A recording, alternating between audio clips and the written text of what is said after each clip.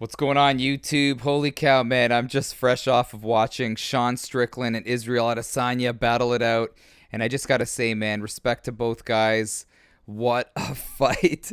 What a fight, man. And I just got to say, I can't believe Strickland basically won the fight with ones and twos, man. Jabs and straights, some hooks he threw in there, but his defense was impeccable. His ability to just see what was coming and, not drop his hands, too. He was doing a great job. Kind of had that Philly shell going on, but he was so good at anticipating what was coming his way. But I just got to say, the EA cover curse for the video game is real, man. And I made a video about this about a week ago, and people were like, that's not true. That is not true.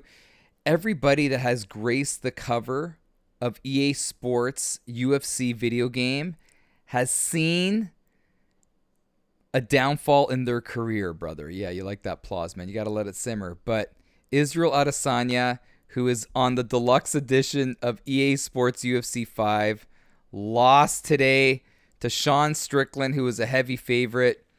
And I'm telling you, if you're an Alexander Volkanovski fan, if you are a Shevchenko fan, you better hope that they get off that cover, man, because that is a real curse that exists in our world, brother, in our world. But I just want to get back to the fight.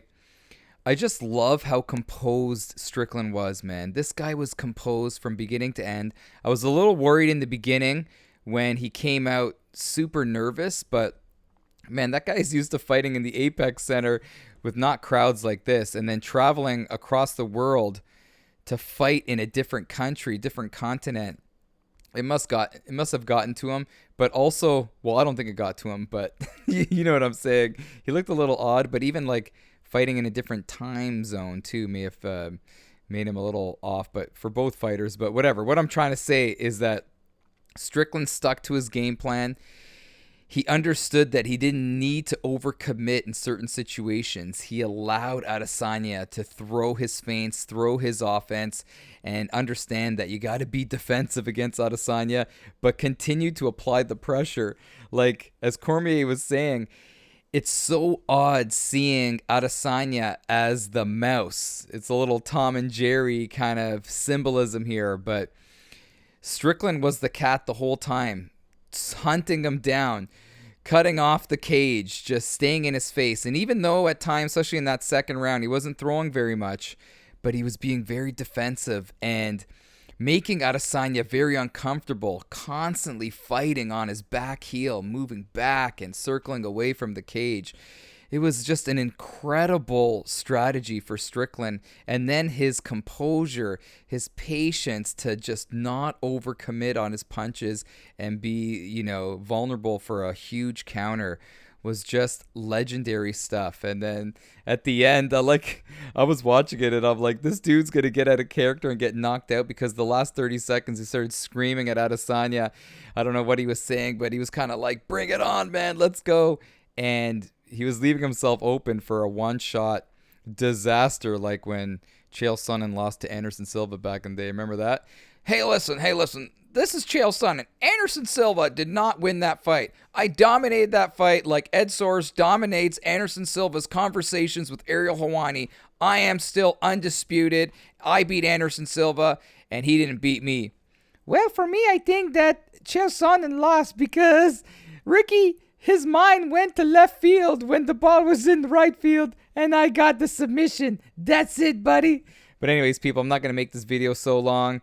I want to know, please tell me, you got to believe that the UFC cover curse is a real deal.